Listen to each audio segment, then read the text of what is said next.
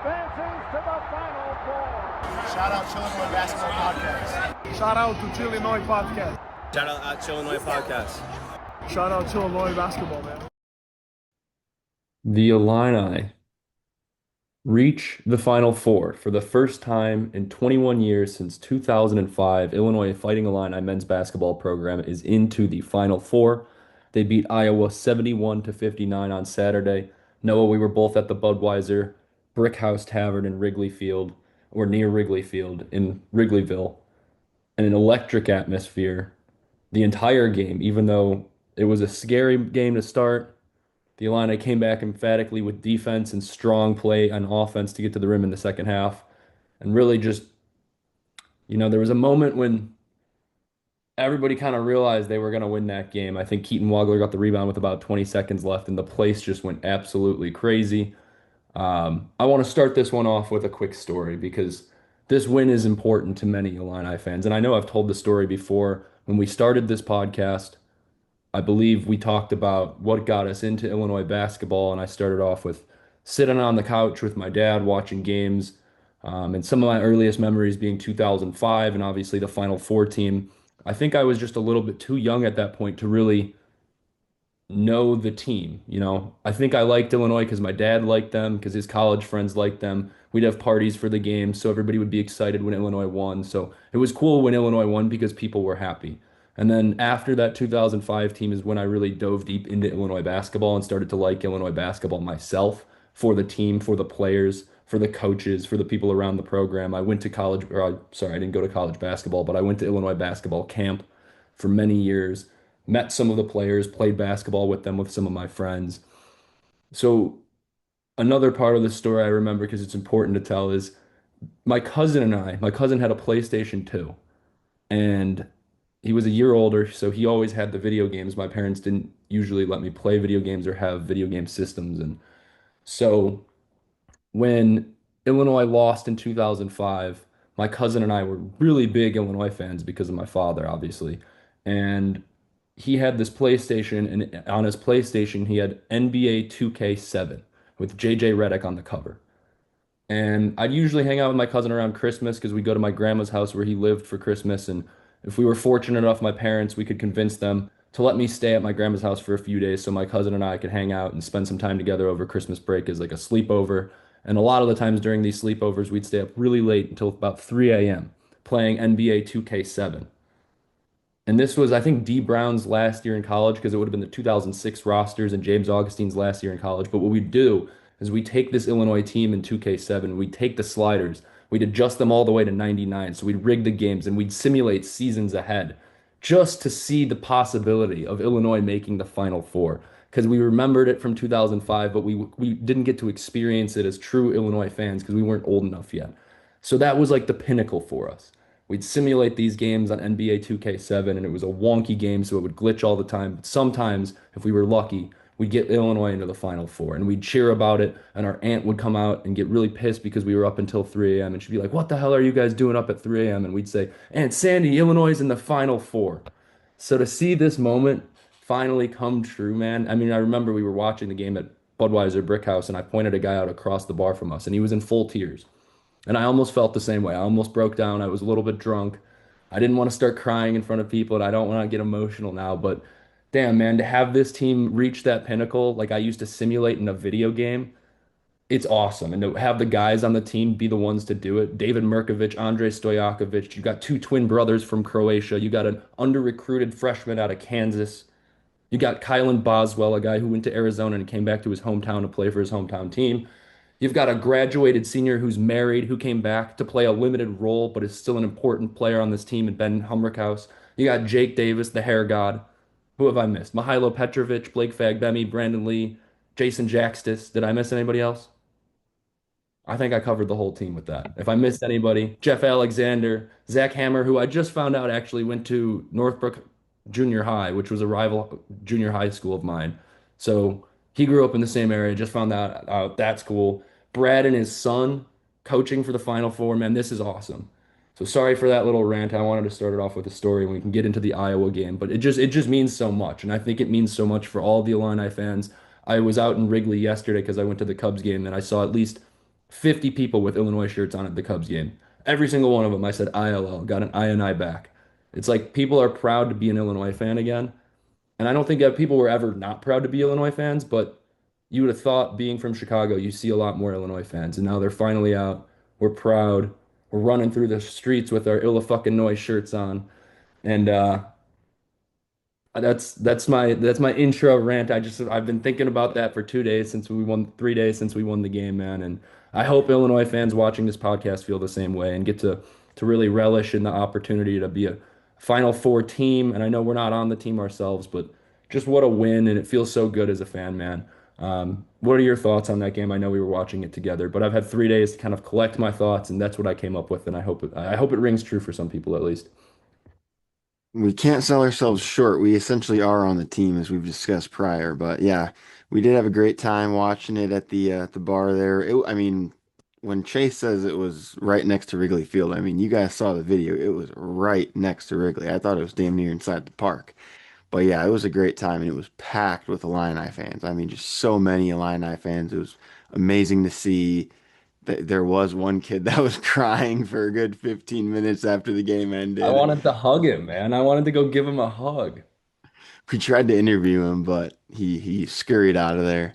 We did He get some left good interviews. instantly. If you guys haven't seen the vlog that we made, it's a little 10-minute, just we interviewed some guys. It was a good time. I mean, that venue knew how to host, and it was 2 floors. I mean, again, packed, but you know, decently priced drinks. Got a whole bucket to myself pretty much, and got to see an Illinois win, most importantly. And it was a little nerve-wracking there in the first half. I'm not gonna lie. I mean, I was telling Chase kind of throughout, I'm not too nervous. I'm not too nervous. And then in that second half, we start to get some momentum, and ultimately, like I had thought was gonna happen, at the end, we were just a little bit too much for Iowa.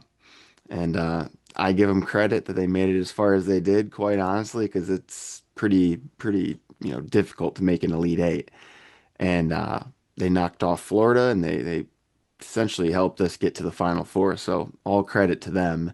And you know, it doesn't hurt that it was a Big Ten win as well to get us there. Always a little bit sweeter when we're knocking off a Big Ten opponent. But either way, incredible win. The crowd was electric. I mean, it looked like a home game essentially for Illinois. But I'm at a loss for words. I mean, Final Four, this is what we've dreamt of. I don't remember the '05 season really. I mean, at that point, I wasn't like super into sports. I mean, my earliest memories of watching sports was probably like kindergarten. I would The cut White out. Sox '05 team, maybe? Not barely. I mean, I remember like my dad celebrating like like vaguely, but I do remember really the first major event maybe would have been the Bears Super Bowl. I do vividly remember that. But yeah, to see it now, I mean, and especially in this season when quite frankly a month ago, I thought, you know what, it was a great season while it lasted, but this ain't the one. This ain't the team that's going to get us to the Final Four. And lo and behold, they did it. They silenced all the haters. They, literally did what the unthinkable and got Brad Underwood to a Final Four. I mean, he's talked about it in all these interviews. I mean, he's been coaching for what, 40 years, they said, and finally to make it to a Final Four. I mean, that's got to feel sweet for him. We saw the emotions after the win, which, rarely does Brad Underwood ever hug the assistant coaches after the game. He saves all that stuff for the locker room, but it's hard to contain your emotions in that moment. So, again, all credit to Brad, the team. They locked in. I wasn't too worried about this one in particular, but just the whole tournament they've locked in. The Houston game, the VCU game, they've looked really good. And, we're not doing a UConn preview right now. We'll save that for the next episode, but I think they're still going to be locked in, even for UConn, and maybe they're going to be even a little bit mad. So I like where this team's at. We have a whole week to enjoy the interviews and the content and all the memes online and get to hear everybody complain still about how Illinois is a professional Euro team and all this and that. But for us Illinois fans, it doesn't make any difference because we're in the Final Four. Yeah, it's so great to see Brad get that kind of metaphorical monkey off his back. Everybody was saying, can he win the big game? And yes, it was Iowa. So people are still giving me crap in text messages about, oh, Illinois had the easiest path to the Final Four of any team. But nonetheless, they got to the Final Four. Brad's going to be able to hang a banner in Assembly Hall, State Farm Center for the rest of his career. And I think Brad will coach at Illinois for the rest of his career until he decides he's too old or doesn't want to coach college basketball anymore. He said this was his dream job. He's gotten his dream team to a Final Four. This is Brad's most talented team. So props to Brad, props to the staff. And I don't think we're giving enough attention to the hashtag meeting. Because remember, the players had that all players only meeting that they held post Wisconsin loss in the Big Ten tournament. And it just kind of got talked about briefly, but the Illini are 4-0 since then. They've beaten four teams by double digits. The only other team, I'm not sorry, not the only other team, the last time a three seed won all four games by a total of 10 plus points to get to a Final Four was UConn in 2024. And we know damn well how that ended because UConn won two straight national championships in 2023 and 2024. So this Illini team is rolling right now. Like we said, we're gonna talk about a preview for you, UConn in another video. So if you don't want to just watch the Iowa recap, you can end this one right here and just skip to our next video, which is going to be a UConn preview. But there's a lot to cover in this Iowa game because it didn't start off pretty, and once again, it was a tale of two halves, like every Illini game has been in the NCAA tournament so far. Iowa started off on a 12-2 run. At that point, I was shaking in my boots. I think they were up two at halftime, if I'm not mistaken. Let me check here. They were up 4 points at halftime, 32 to 28, and the Illini didn't have their first lead until the under eight timeout in the second half. So I was extremely nervous in this game, but the Illini did a few things very well, which they seem to do well in games they win.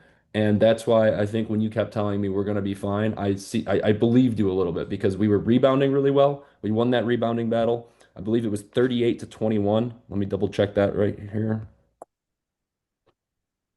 Rebounds 38 to 21. And they were also getting inside shots, which has been a theme this entire tournament.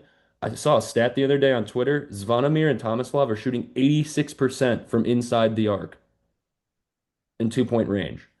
And that's what did it in the second half. We gave the ball to Tommy inside. He hit that one off the rim that just seemed to sit on the rim for like two straight minutes. I know it was about zero point 0.2 seconds in real time, but when it was that late in the game, it was that close. I think it put them up 4 points with about 4 minutes left in the game, and that ball seemed to sit on the rim forever. It went in. Next trip down the floor, they did the same thing, let him post up, go over the shoulder, and it was another 2 points. It's like, why have we not been doing this all season? But I'm so glad they Well, figured it out. I want to say this season feels special. This run feels special because of moments like that. Because, 2, 3, 4 years ago, that you think back to the Houston game with the technical foul. That shot by Tommy doesn't roll in. When that Mhm. rolled in, I was like, you know what, I think we're gonna win this game because it seems like the games when we lose in these big moments, it's just because we can't catch a damn break. The ball rolls out, we get a bad call, we dive for a loose ball and whatever, just stuff not going our way. But it seemed things were going our way in that Iowa game, especially in that second half. And people were complaining about the refs and. I'm not, I disagree. I mean, Illinois, when you're playing Illinois, you gotta understand that that's gonna happen. Illinois draws like the most fouls out of any team. They're really good at it. The refs kind of know that, and so going in, they give them a little bit, tighter of a whistle, or the other team rather, because they just know that Illinois draws a lot of fouls and we're really good at it. Guess what? If you get really good at something, then the refs are gonna respect that and they're gonna give you the benefit of the doubt. And ultimately it didn't really make too much of a difference because there was a pretty much bad calls on both ends. I mean, you look at some of the calls against Illinois in that first half were terrible, and I think it evened itself out in the end. But the difference is Illinois was driving to the basket and Iowa was jacking up threes from the logo. I mean, Bennett Sturts was hitting so many running, jumping, green FN, Peter Griffin shots. Like, what the hell is going? I kept looking at you, I'm like, what the hell's going on right now? They're making everything they're throwing up. They could be doing, they could throw it behind the back from half court and it would go in. It's like they had a magnet in the ball. And so I was just happy that we weren't down 20 points at halftime. And I knew that we're a second half team. I was confident that we'd be able to slow the game down and they wouldn't keep making shots. And luckily they got a little bit cold and Bennett Sturts was the only one doing anything for him. I mean, none of those other guys seemed to really do much. Tate Sage did a little bit. Maybe he had a couple big moments, maybe. For the most part, it was pretty much Bennett Sturts versus Illinois. And, Illinois, it was too much. I think at one point in the game, the guys must have all got together in a huddle and said, "Yeah, we're not losing to this Iowa team. We're going to the Final Four. I don't care what happens." So again, I mean, tough Iowa team, but I wasn't too surprised. I was surprised, honestly, that we won by as many points as we did, because I thought if we're going to win this one, like in that first half, I legitimately thought if we win this, it'll be by like 2, 3 points. But we won by like 11 points or whatever it was. And so that was surprising. I think, a lot of covers, a lot of spreads got covered that night. And so hats off to Illinois for making the bettors happy. But it was a great game nonetheless. And on to UConn. But man, let us relish at least for the week, because this doesn't happen every day. I mean, unless you're UConn, this Yeah. doesn't happen very often. And so I'm happy about it. Couldn't be happier, quite frankly. And I'm still waiting to smash Babasic, but the season ain't over yet, damn it. So I'm holding on to him until then. I think there's two main things that really helped the Illini prevail in the second half. First one kind of was back to my original point, inside offense. Five of the last six shots the Illini took, sorry, five of the last seven shots the Illini took were inside the three-point arc. They made five out of those seven. The two they didn't make were the three-pointers. And I believe 12 12 of their last 12 points to give themselves a 12-point lead over Iowa were either free throws or points at the rim, points in the paint. So they really made an emphasis on not just chucking up the three ball and using size to their advantage on offense. Now they did shoot, what was it, 18 threes in this game. So it wasn't necessarily like the least. I mean, that's actually pretty considerably low for how often the Illini typically shoot the three. But they shot 17 in this game. They were 3 for 17, 18%. That's pretty abysmal. But when you're only shooting 17 threes a game, you can get away with shooting 18% because on the other end, they were 25 for 53 from the like field goals just in general. So when you're shooting 53%, or I'm sorry, 47%, it's pretty tough to beat you. I think they averaged like 1.3 points per possession, and they still only shot 18% from three. So inside game, that's going to help them against UConn. That's going to help them if they beat UConn and whoever they face, whether it be Michigan or Arizona. So the reliance on the three ball is being taken away, which I really like for this March stretch they've had. And then defense again. I mean, this whole thing has been keyed by defense for the Illini, and their defense was just in the first half, obviously didn't go so well for them.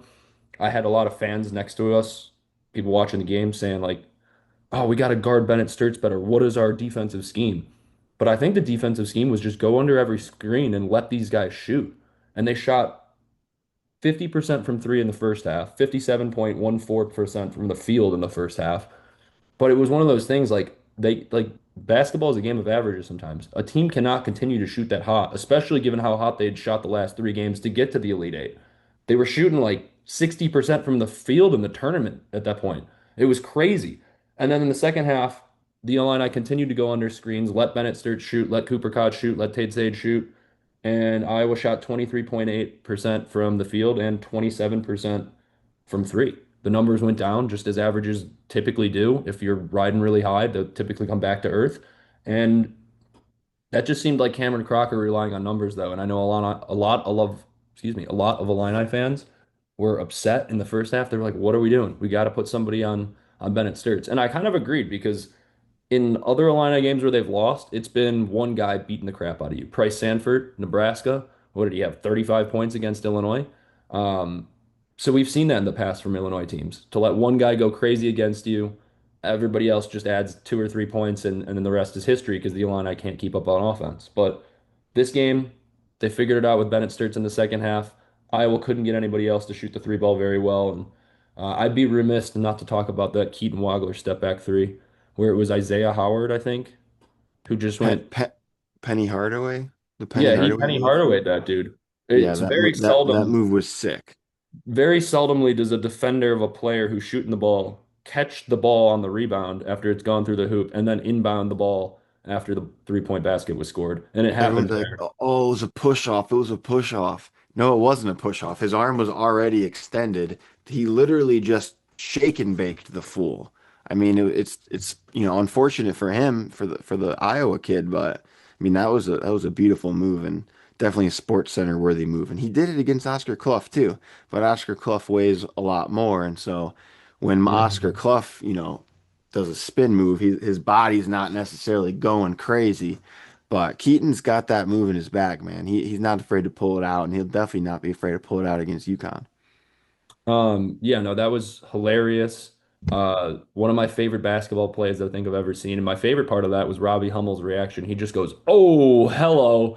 And it was like, "Ooh, that was so tough." They're gonna be putting that play on highlight reels for Keaton Wagler's entire career. I hope we see more of those in the NBA, but that was one of the sweetest plays. Besides maybe the like Yakachonis through the legs pass or the Mihailo Petrovic through the legs pass to Ben Hummerkaus or AJ Red for three. I think that was probably my favorite play in Illinois players may have made in the last 5 or 10 years. Um, any final thoughts on the game? Because I just wanted to point out like the defense has been special this entire tournament. The less of a reliance on the 3-point shooting and establishing an inside game with the height the Illini have has been like a newfound offense for this Illini team, which is crazy because they were the number one offense in Ken Palm going into the tournament, and now they're just excelling even further. So it's like they found this second identity that's backed behind defense and scoring inside. And it's just people are like, why are we favored to beat UConn? It's because this is a different Illini team. Like that's straight up why. And this Illini team in the last 4 games, I don't care if they've played Penn or VCU or Iowa or Houston. They've looked like one of the best 4 teams in the country in the last 4 games. And I would put them up against Arizona, Michigan, or UConn. And I'd take them at this moment in time against anybody in the country. But we will have a UConn preview. Any final thoughts on the Iowa game? Because besides the game, we probably have about 15 minutes of talking about just post-game shenanigans that happened with this team because that was also just hysterical. And you know you're going to get great moments when your team wins the Final Four. There's going to be stuff all over social media. But when you've got David Mirkovich and 4 other Balkans, and you got Andrei Stojakovic putting on Pit Vipers, you're going to have some crazy moments. And I don't think we should end this video without talking about a few of them. But final thoughts on the game? Yeah, I thought Brad, masterclass performance against Ben McCollum. Everyone was worried Ben McCollum, oh, he's a way better coach. You look at all the lists that people are dropping of the best coaches in the tournament, and Ben McCollum's always ahead of Brad Underwood. It's like, when is Brad in Illinois going to get a little bit of respect? Put some respect on our name. We're a consistently good team every single year. I mean, he's the most winningest coach in the Big Ten. And I think finally, he's starting to get some respect with his Final Four appearance. And I think if you can win this game and even just make it to a national championship, that extends it even more. I mean, obviously, winning a national championship would be, I mean, I physically can't even fathom that happening. Like, it's just not computing in my brain that that's a possibility. But yeah, I just want to say shout out to Brad. I mean, this year's been special in terms of his ability to adjust at halftime. Now, where he's been lacking is his ability to adjust in overtime. But his ability to adjust in halftime has gotten better, and hopefully he can continue to improve and improve. But yeah, just shout out Brad, shout out Tyler, shout out all the coaches, the staff. I mean, it's a special, it takes a special team to get this far in March. So shout out to everybody involved. And also shout out to the guys that came before this team too, because you know there were a lot of players that kind of did their time in this program, helped dig this program out of the graveyard that it was in once John Gross left. So shout out Io DeSunmu, shout out Kofi Coburn, shout out Marcus Domask, Coleman Hawkins, Terrence Shannon Jr., Luke Goody, shout out Omar Payne, shout Coleman out was at the Quincy game. Perrier, shout out Jacob Grandison, shout out Andre No, no, no, no, Curbelo, no. man. No, no, no, no. Not Jacob Granderson because he left us and went to friggin' Duke, so I don't care about him. But no, did you Coleman see was at the game. Coleman was at the game? Yeah.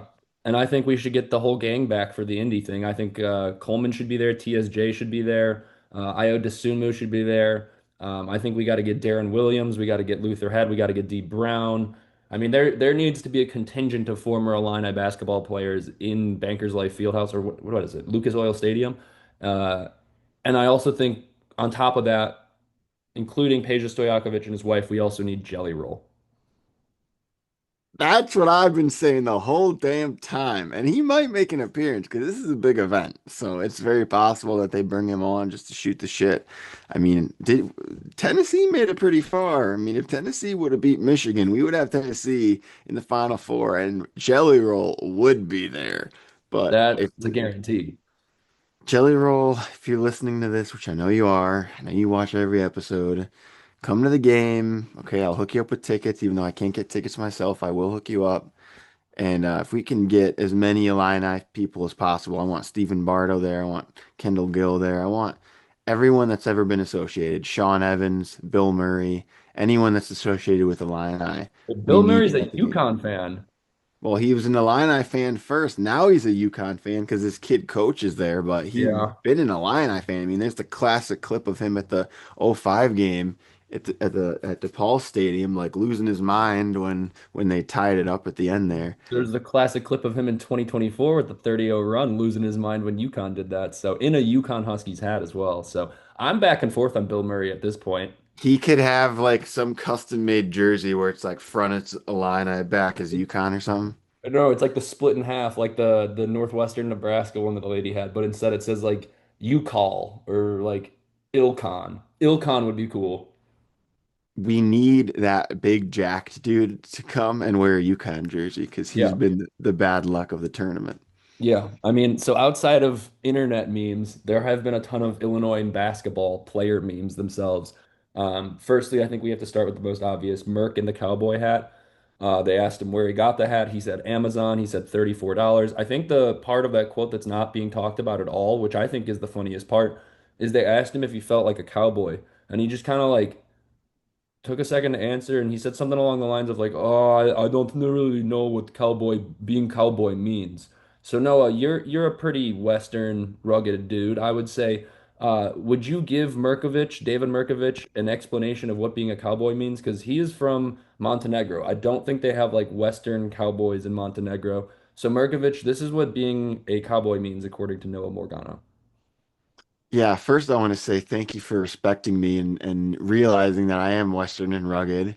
I am You have somewhat a of a cowboy farming YouTube myself. account, so I do have a farming YouTube account. I haven't posted on it in a bit, but what it means to be a cowboy specifically, gotta be mhm. badass, which I think Merc does qualify. You gotta know how to ride a horse, which I feel like you probably grew up riding based horses on the most way of he your life. runs, He I runs hope like to a horse. God he can hop on a horse because he can't run very fast.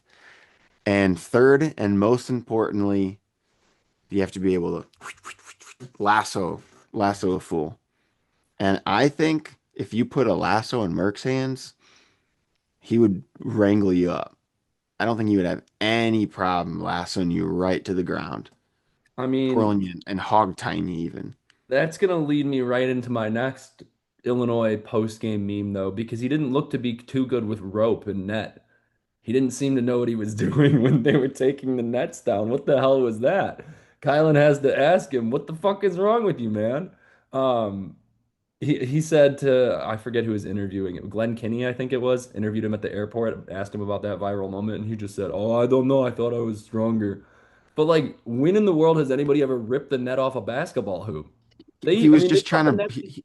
he was trying to break it. Like they're always just trying to break stuff for some reason. I don't understand why they have this weird obsession with vandalizing things. I mean, even when they won the trophy, Tommy's like, "Should I break it?" It's like, "No, don't break it, Tommy. Just leave it alone. Set it down." And Merck just wanted to be crazy. I mean, he knows you're supposed to cut it with scissors, okay? Even if he's from Europe and he doesn't watch much college basketball, everyone knows what you're supposed to do, okay? You don't freaking hang I was on it gonna and say grab it. they cut the nets down in European countries when they win like when the European team wins like the FIBA World Championships, they cut the nets down the same way. They don't rip it off the nets.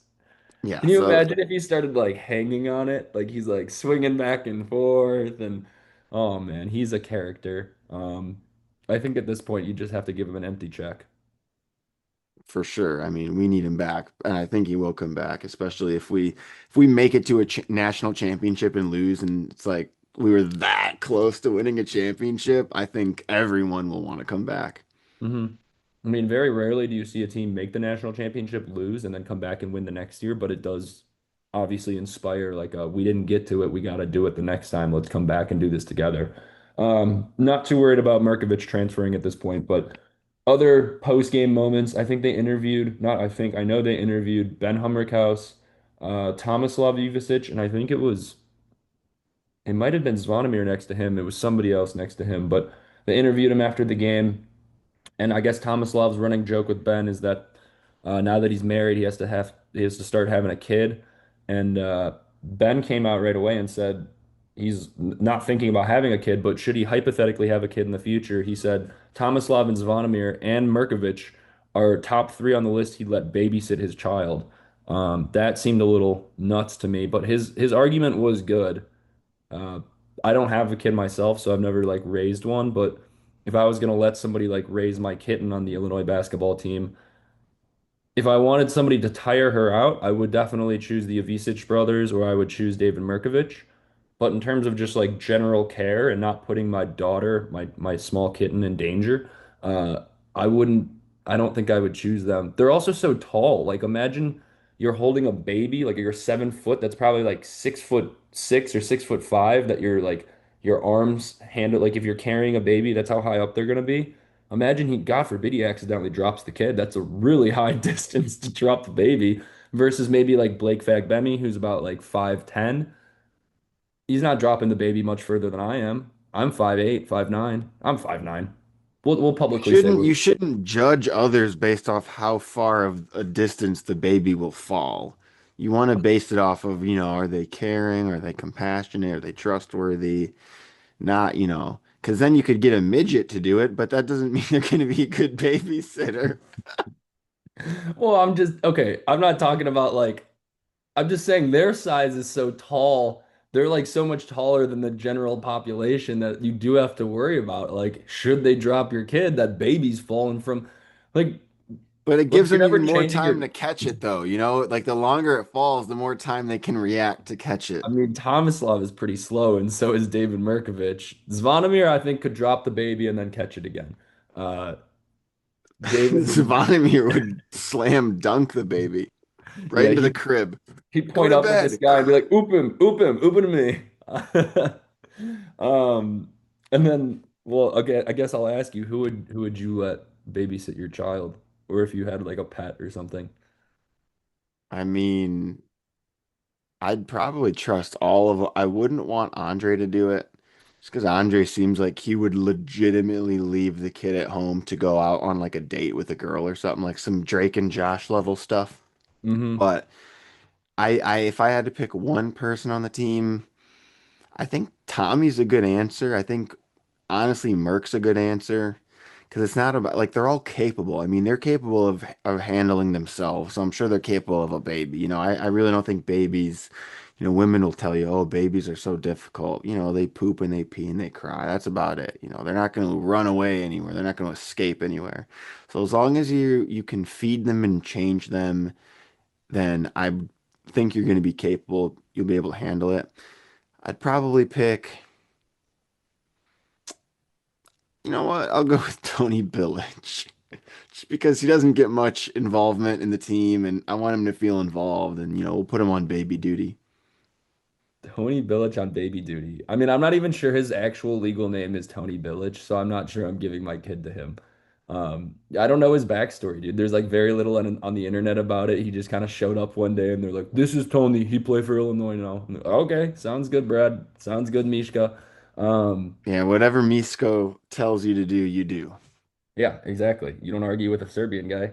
I think I would probably go Ben. I mean, he seems the most like fatherly figure of the team. Um, I almost said Keaton, but I think a baby would just straight up scare the shit out of Keaton. I think Like Petro would be Keaton's good. so young himself that I feel like Keaton would just be like, like what do I do here? No, Keaton's like the older cousin. They're like, oh, hold the baby. And he's like, okay, whatever. but he's not ready for a kid of his own yet. He's still too young. But Petrovic, he looks like he's ready to take the family out to the beach. He's got the kid in the stroller. He looks like he's already living the dad life. So I would also, and to your theory, lower to the ground, less He does fit distance the to bill fall. for he does fit the bill for not dropping the baby too far. Um, so I guess that's a pretty reasonable answer. Mihajlo Petrovic. I'd just be worried like he's gonna sing him some crazy Serbian songs as lullabies, and then like my baby's gonna grow up speaking Serbian because I spent too much time doing whatever and away from the child. Your baby's gonna grow up to be Braden Smith, but with Bilingual Braden Smith. yeah.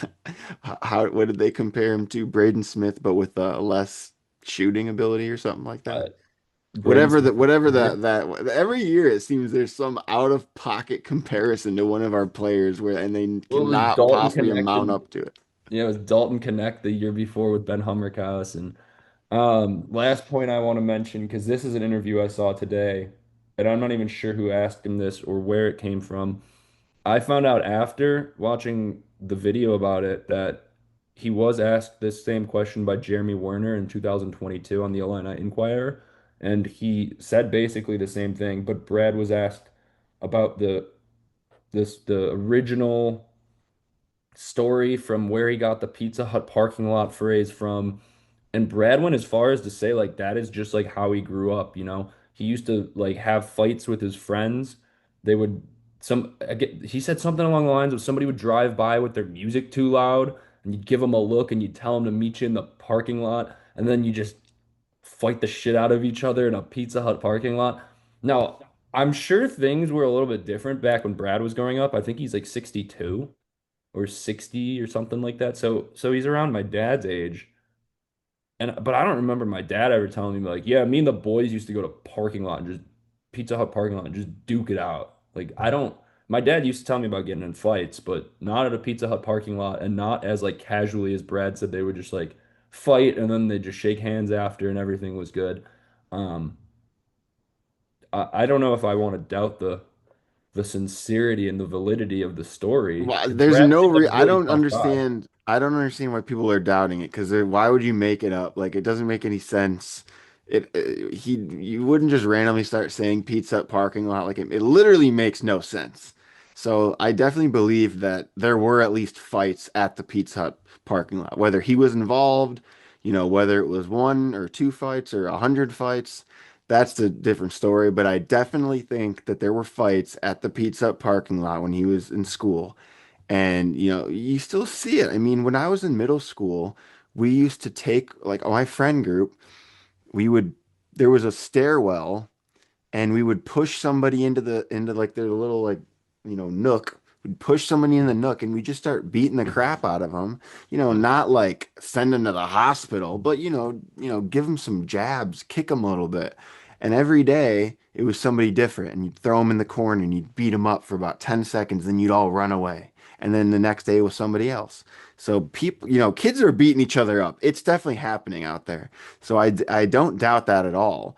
And in these small towns, and he's from a small town, middle of nowhere, that's all they got is Pizza Hut. They don't got anything else. They don't have malls. They don't have, these, all these locations to go hang out if you're a kid to hang out and wherever kids are hanging out nowadays. I think they're all just online. But when I was in middle school, we were going to the malls. We were going to, roller skate rinks and water parks. They didn't have that kind of stuff in Brad's neighborhood. They had Pizza Hut, and that's about it.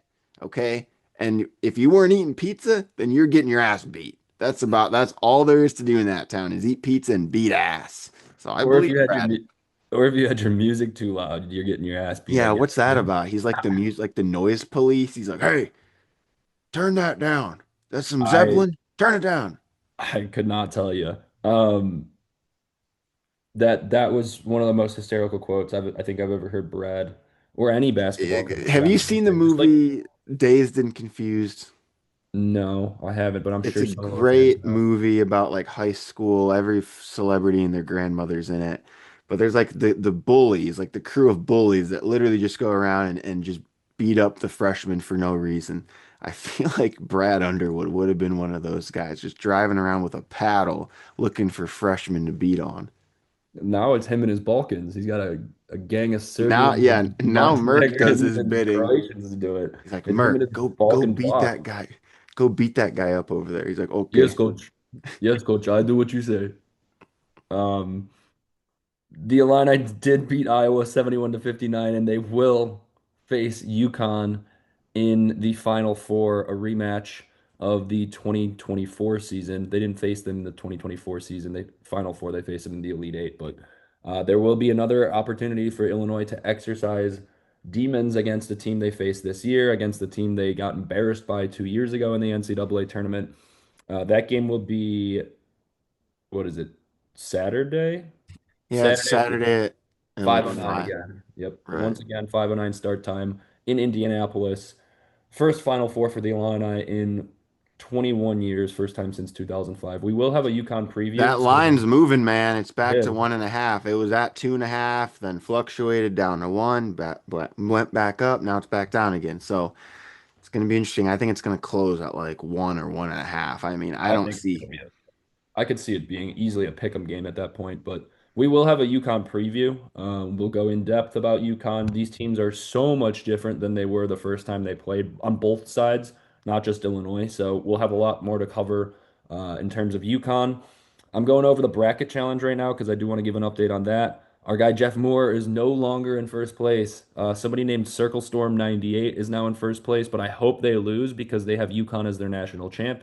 So I hope they end up not winning. Next up would be Imperfect Bracket, who does have Illinois winning their national championship. So actually, at this point, Noah, if Illinois wins the national championship, it would be Imperfect Bracket. If UConn won the national championship, it would be Circle Storm 98.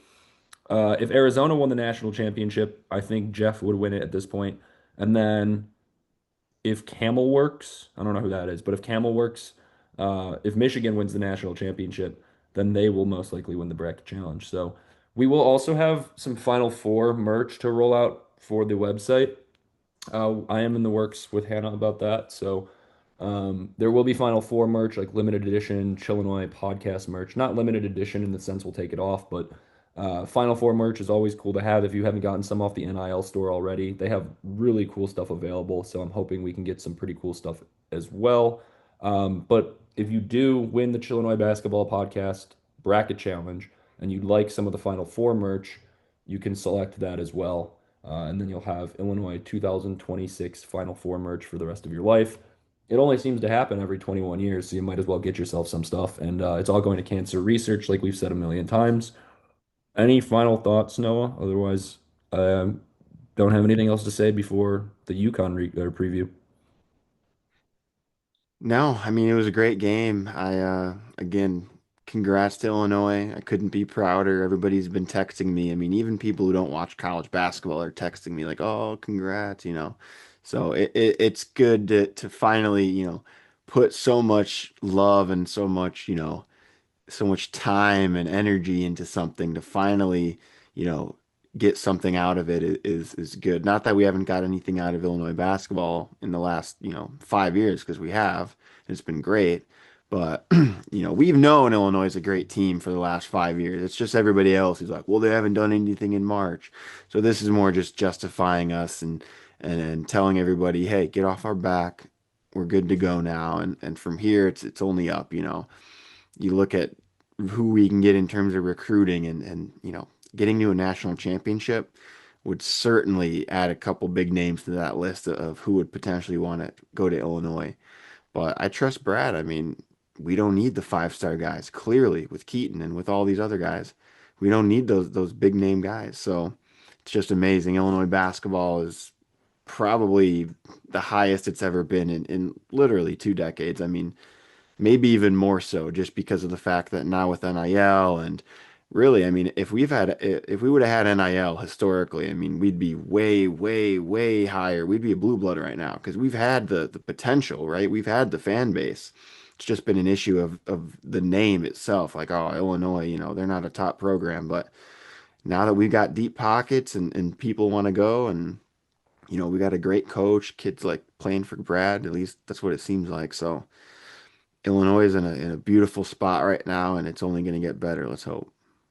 And I can't help but think how ironic it is that you mentioned we pour our hearts and souls into this, and I've done that for so many years as a fan, whether it be buying tickets and traveling to Champaign or wherever else in the country to go see games, and then staying up late nights, investing myself emotionally in teams, learning the players' names, learning where they're from, learning about the players, and then just ultimately like growing to love and support the team.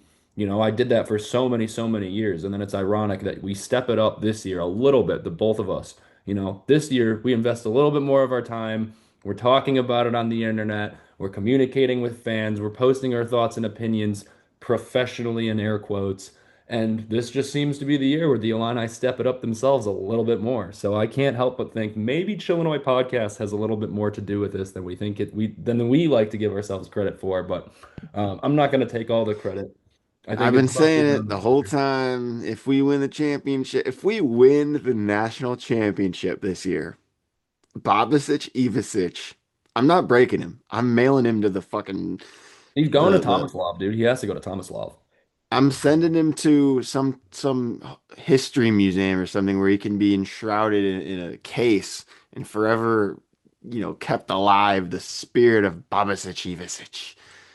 I'm sending him to the Smithsonian because that thing is special. That little guy is special. He's got powers that this world cannot possibly comprehend. I think the minute, because I'm telling you, when I was painting him, right? I crafted him, handcrafted.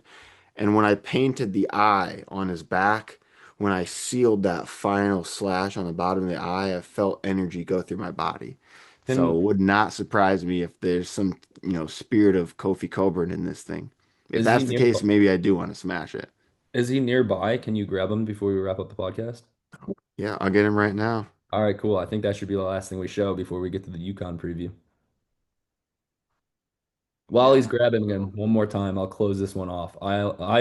Illinois beats Iowa 71 to 59 in the Elite Eight game in Houston. They will travel to Indianapolis to face Yukon in the Final Four for the first time in 21 years.